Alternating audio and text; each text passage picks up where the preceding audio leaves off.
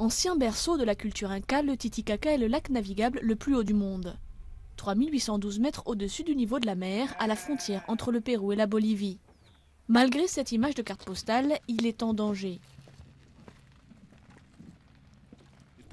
Nous sommes préoccupés parce que réellement ce lac qui représente l'origine de beaucoup de cultures est en train de mourir lentement à cause de la pollution. Ces 20 dernières années, les villes autour du lac ont explosé, mais sans égouts ni station d'épuration d'eau. Tout est déversé dans le lac, même les déchets industriels et des exploitations minières. Côté péruvien, les îles touristiques de Los Huros sont les premières touchées.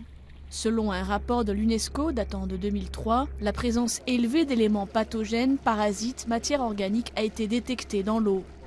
Des autorités locales y attribuent une mortalité infantile particulièrement élevée, 10%, supérieure à la moyenne nationale.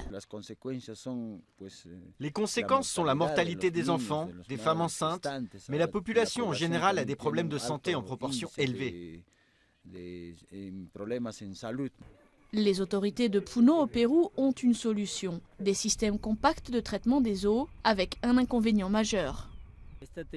Cette technologie aujourd'hui sur le marché coûte autour de 100 millions de sols. Et cela est la principale difficulté à laquelle nous nous heurtons.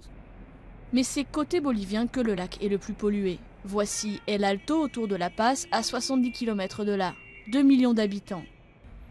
Une banlieue dont la population a été multipliée par 2 en 10 ans. Son fleuve, El Seco, débouche directement ici, dans le Titicaca, à Coana.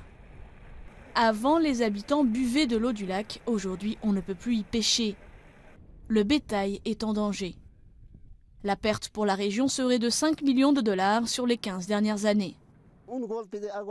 Des quantités d'eau arrivent du fleuve dans le lac. Tous les déchets s'amoncellent ici et les moutons mangent du plastique, ce plastique.